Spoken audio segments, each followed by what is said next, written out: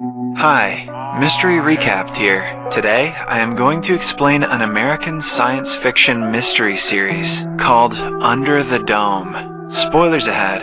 Watch out, and take care. The premise of the story is set around a suburban town named Chester's Mill. At first glance, it looks like any normal place, but what happens next is going to shock this quiet, small town. In the opening scene, we are introduced to a non-local named Barbie. He is in the woods, burying the dead body of a man. Barbie's injured forehead suggests he got into a fight with the dead man, but the cause of the murder is unknown. In the afternoon, Barbie is heading away from the town when he comes across the sheriff's car. It makes him nervous, which further diverts his attention from the road. When he finally loses the policeman, some cows block his way. Barbie swerves the car and lands in a field with cows. His vehicle takes a spin, but he comes out uninjured. A few seconds pass before the town is hit by an earthquake. The people freeze in shock as the ground shakes violently. Then, all of a sudden, something drops from the sky in front of Barbie, and everything goes silent. A cow falls to the ground after being sliced in half by whatever substance fell from the sky. Barbie investigates to discover it is an invisible wall. It was so sharp that it even cut the houses that it touched. A teenager named Joe comes to Barbie to see if he is alright. He is also just as surprised about the strange invisible wall. Following that, the sheriff and deputy, Linda, are informed that the power supply to the entire town has been cut off.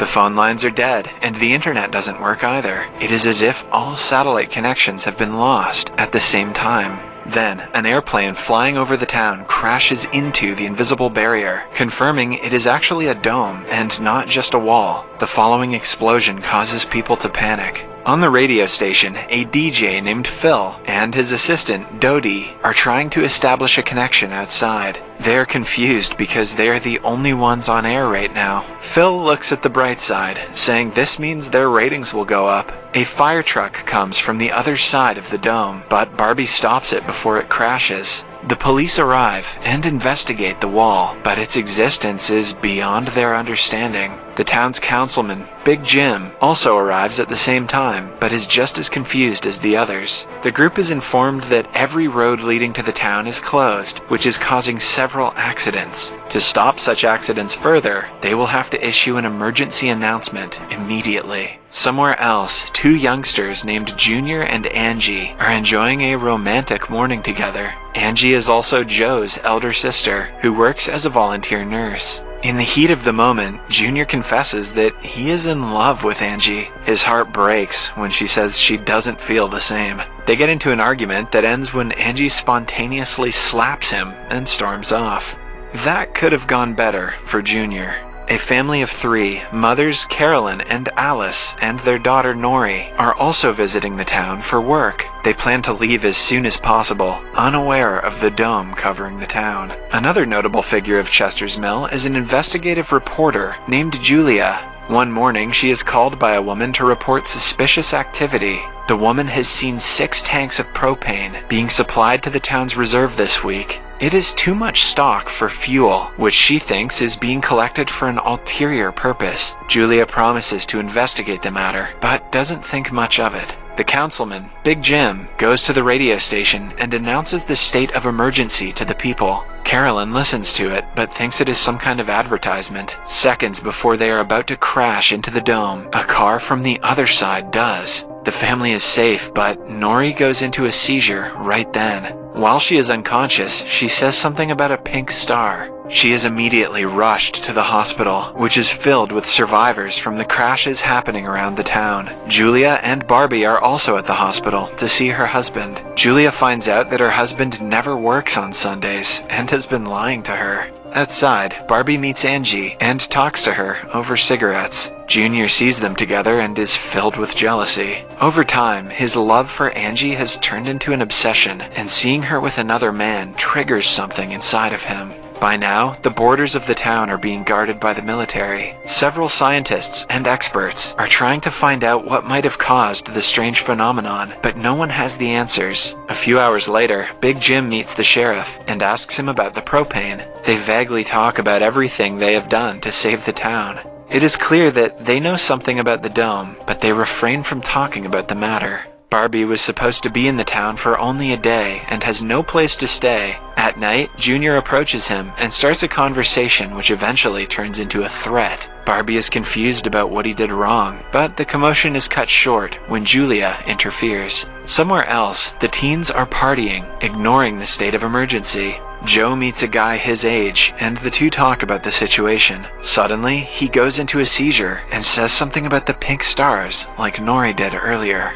His sister Angie is in her house when Junior barges in and kidnaps her. He brings her to his father's old fallout shelter and claims that he knows what is going on. It is then revealed that his father is Big Jim. He was always paranoid about her safety, which is why he built the shelter. In the meantime, Julia brings Barbie to her house and lets him stay the night. Everything goes well until he sees the picture of her husband and realizes it is the man he killed that morning. Linda and the sheriff are on a patrol when the sheriff's pacemaker bursts and kills him in the process. A flashback from the morning shows us that Barbie was in the town to meet Julia's husband and talk to him about some kind of payment. The doctor didn't want to pay, which caused a fight, and Barbie accidentally shot him dead. Even though it was only an accident, he knew he was going to be convicted.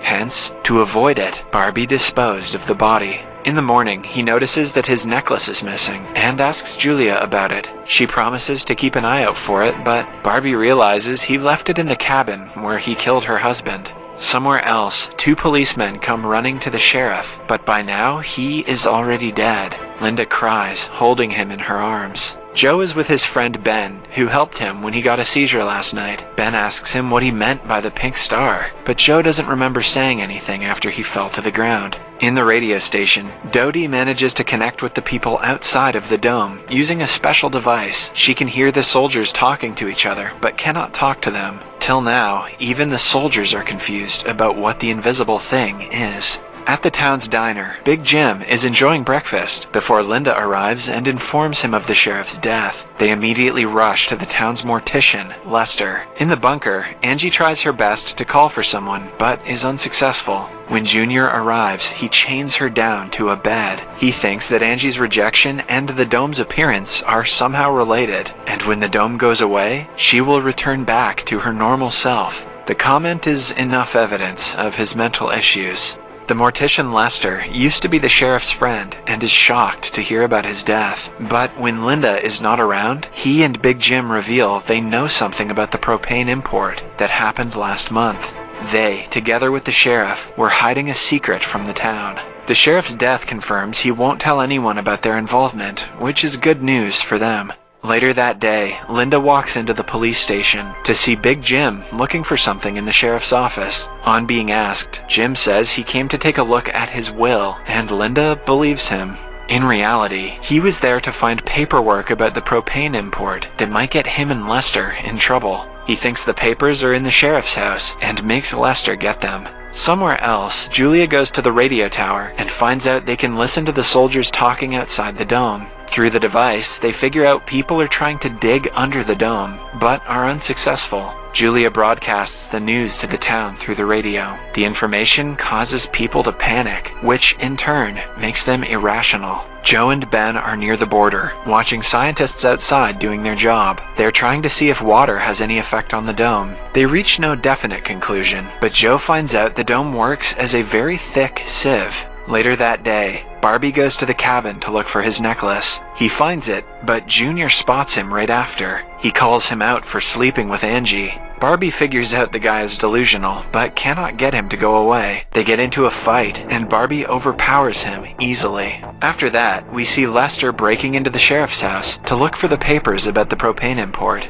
He finds them under a drawer and lights them on fire, but the plan backfires when the flames spread and take over the entire house. Soon, several people gather around the house, trying to put the fire out, but without the help of a fire truck, it is almost impossible. If they let the house burn down, the temperature inside the dome will rise and eventually kill everyone. Barbie leads the people, who join hands to bring water to the house. Linda hears Lester's voice and runs inside to save him. She drags him out of the place before handing him to the paramedics. Even after an hour of trying to put the fire out, it only spreads further. Then, Jim comes with a loader and finally ends the commotion. As the tired civilians gather up, one of the policemen named Paul loses his mind. He claims that they will never get out of this situation and is afraid they will start killing each other soon. He fires a shot into the air, which bounces back from the dome and hits a fellow officer. He dies right after, and Paul is arrested. When it gets dark, Joe and his friends go skating. He is approached by Nori, who wants to recharge her phone. He brings her to his home, which is one of the places that has a generator. Meanwhile, Linda brings Paul to the jail, while a crowd of people criticizes the police system and protests outside the station. Jim calms them down, asking them to help each other in the time of need. After being locked, Paul goes into cardiac arrest. Linda immediately runs to him, only to find out that he is faking. He takes the chance to push her aside and run away after locking her in. In the bunker, Junior approaches Angie again. She has realized that she needs to manipulate him to let her free. Hence, she tells him about the closed tunnel they used to go to as kids. The dome might not work in the tunnel, which means they can go outside. Angie hopes he will free her now that she is helping him, but Junior wants to go to the tunnel alone. Jim goes to the police station and finds Linda locked up instead of Paul. He lets her out, and they discover Paul is left with a rifle and bullets. Linda immediately gets to looking for the criminal, knowing that he must be in the forest where he frequently goes hunting. Meanwhile, Jim organizes a search party. Carolyn is at the diner, worried for Nori. She has stayed the night at Joe's without telling her mothers. Jim arrives at the diner and asks people to join the search party for Paul. He also makes Barbie join them since he was a good leader when the house was on fire. They make it to the forest, where Barbie shows his expertise and reveals he used to be in the military. Junior is on his way to the tunnel when Julia notices him. She asks him where he is going with the backpack, but he answers her nervously, which makes her suspicious. She follows him and reaches the tunnel. Joe and Nori are having breakfast at Joe's house. He is nervous because he has never been alone with a girl prior to this. Nori, on the other hand, is confident and witty. As they talk, Ben brings in 2 more girls to charge their phones. He wants to use the generator to impress them, unaware that it is an important commodity. Joe has to reluctantly let them in. In the woods, the search party runs into Paul, who shoots a guy in his leg. A second guy stays to take care of him, while Jim and Barbie run behind Paul. In the tunnels, Junior reaches the end and finds out the dome runs through it as well. He gets too close to the wall, which makes his flashlight burst, like the sheriff's pacemaker. Julia comes out to warn him, but he is not happy that she followed him. Junior loses his mind and starts punching the invisible wall until Julia stops him.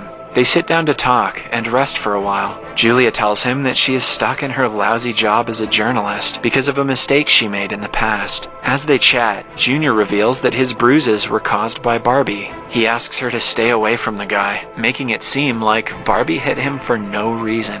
By now, Joe's house is filled with people using his electronics. A bully tries to make people pay for the electricity that he doesn't even own. When no one stands against him, Nori takes the matters into her own hands. The conversation gets heated, but before anything happens, the lights go out. Nori is happy that Joe stood up for her. Meanwhile, in the woods, Barbie and Jim bump into their target, but are stuck because Paul also has his rifle out. He is seconds away from killing Jim when Linda appears behind and shoots him dead.